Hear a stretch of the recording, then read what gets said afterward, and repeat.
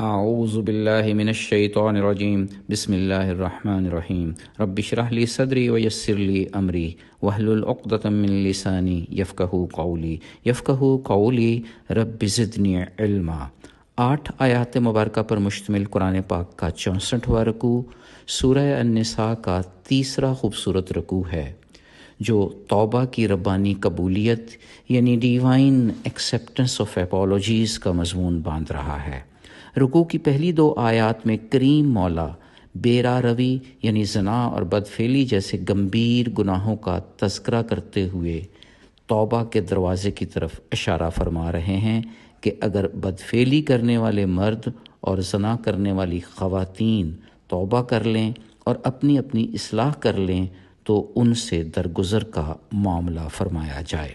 واضح کر دیا کہ بے شک رب تعالیٰ کی ذات توبہ قبول کرنے والی اور نہایت مہربان ہے۔ تیسری آیت مبارکہ میں پھر سے زور دے کر یہ نوید سنا دی کہ پاک مولا ان لوگوں کی توبہ قبول فرماتے ہیں جو لا علمی کی وجہ سے کوئی برائی کر بیٹھتے ہیں مگر پھر جلد ہی توبہ کر لیتے ہیں تو اللہ ان کی توبہ قبول فرماتے ہیں۔ ذات باری تعالیٰ خوب جاننے والی اور حکمت والی ذات ہے۔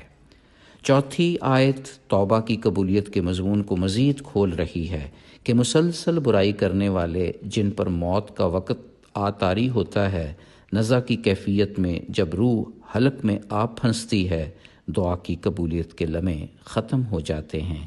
ایسے لوگ کفر کی حالت میں مرتے ہیں، ان کے لیے دردناک عذاب ہے۔ اگلی 4 آیات مبارکہ میں خواتین کے ساتھ معاشی اور معاشرتی حسن سلوک کی خوبصورت ہدایات کی گئی ہیں۔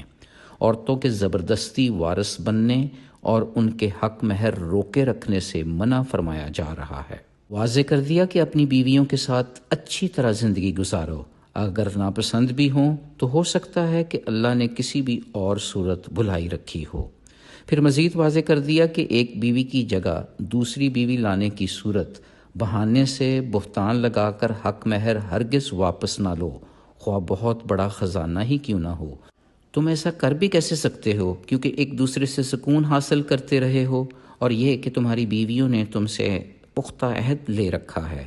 رکوع کے آخر میں یہ بھی تنبیہ کر دی کہ ان عورتوں سے نکاح ہرگز نہیں کرو جو کبھی تمہارے باپ سے بیاہی گئی ہوں، یہ بے حیائی کی بات ہوگی، بے شک بہت ہی برا طریقہ ہے۔ آخر میں دعا ہے کہ اللہ رب العزت ہمیں شریعت کے قوانین کے عین مطابق خواتین خانہ سے حسن سلوک کی توفیق عطا فرمائے۔ دعا ہے کہ کریم مولا ہمیں دعا کرنے کا اسلوب سکھائے رکھے، دعا کرنے کا جذبہ قائم دائم رہے۔